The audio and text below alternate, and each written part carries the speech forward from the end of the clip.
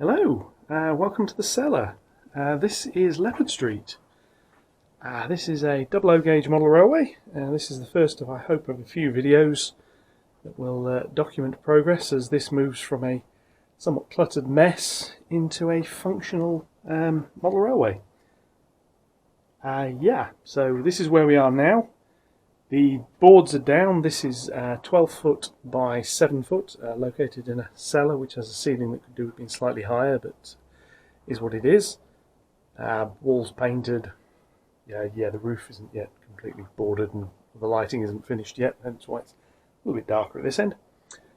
What we have is two complete loops of track. These all have feed wires connected but are not yet connected to a power bus. As such, I can push trains around it while making train noises, but can't actually drive trains on most of this yet. We do have a single siding down here, which is powered up to the board join, and then the two loops of track around this curve are powered as well. The rest isn't. So I can test locomotives out down here, but I can't do a great deal else at the minute. Our control is DCC via the excellent DCC EX control system based on an Arduino Mega with a motor control board. This is the rather good motor control board provided by the DCC EX people. They designed this. It's both extremely good and at the same time has a few downsides. I'll probably do a proper review of that later. With a wireless board attached and a little slave Arduino Nano clone that sits behind it with a red button to turn power off and a white button to turn power on. At the moment this isn't powered up.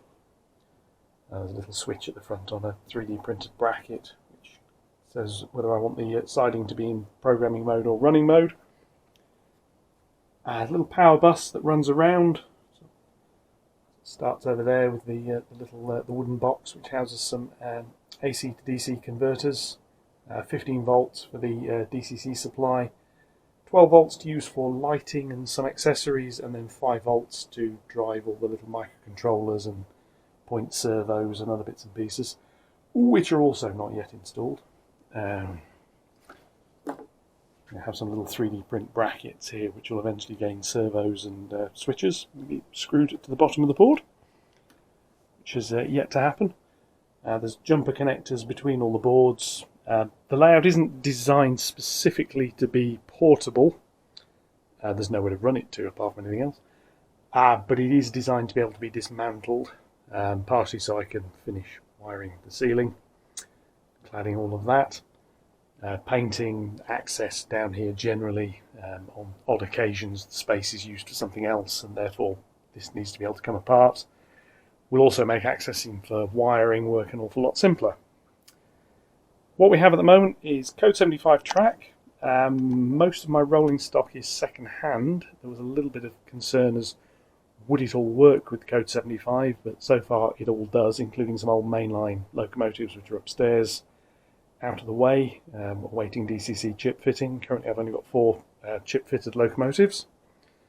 The rather nice Hornby A2-3, a Hornby Q6, there's the obligatory Flying Scotsman in Railroad, and there's a D49 I believe it is.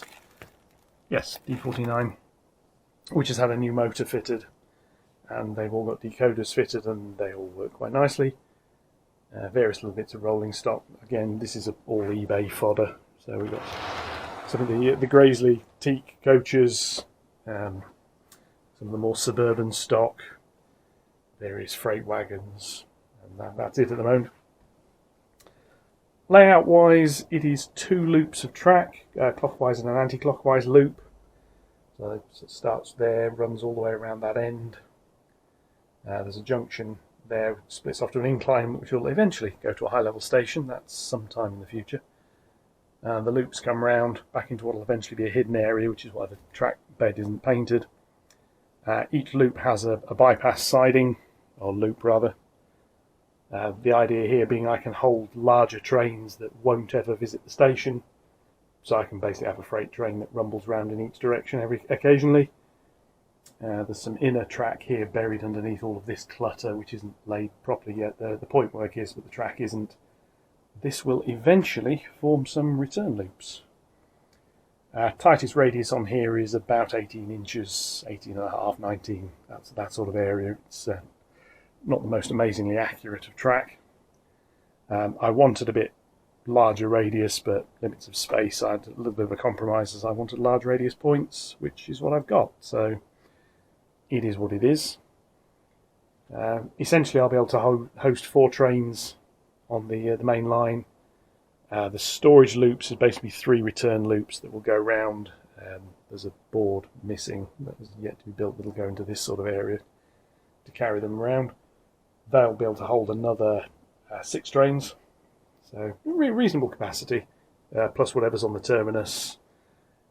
Anything that's being held on the incline. I don't think I'm going to run out of space down here for a while. I think I'll probably run out of patience from my good lady with the whole project before I run out of space to store trains on here. Although I may run out of stock from eBay and some of the rather nice little Dapol wagons and stuff that go around with their interesting coupling arrangements. I'll be doing various reviews of bits and pieces, progress videos, how things are wired up, how all this is controlled. Controls obviously via Wi-Fi. There's a computer that lives down here, which is just really for powering it up, which needs dusting. Airbrush, so okay, there's bits of painting. One of my other hobbies is tabletop wargaming. So yes, reasonably familiar with a paintbrush. 3D printer, spare 3D printer, so yeah, I don't really have too much trouble. Storage space around there. The cellar itself is a reasonable size. I mean, it's slightly dominated by a 12-foot by 7-foot railway board. It's possible the station will overhang this end slightly, possibly slightly into this area. Although anything beyond the end of the board here will be essentially purely scenic, so it can be removed to allow access without impacting anything. Back scenes will eventually be added around these sort of sides along the ends. They'll just be bolt-on pieces. This side won't have one, as this is where the main operating area will be. There is obviously a large access well in the centre. This is, memory serves, this is 8 foot by 3 foot. This is essentially for maintenance. During normal operations, there'll be no need to go into this. So while this layout is a duck under, hopefully I won't be ducking under it all that often. All the control will be from this side. The station is this side. The far side of the layout is just plain running. There was space here to do more with the track work. I mean, I could put a little through station over that side, but less is more, was my thinking. This lower level area here will eventually be entirely scenic, and there'll be another scenic section in the middle covering various areas over. There's a corner area behind there, all again various buildings. Currently penciled in for a winter theme. Just about every layout I see seems to be on a bright summer's day, very occasionally a slightly damp summer's day. Here I'm just going for winter. I thought that might look a little bit different.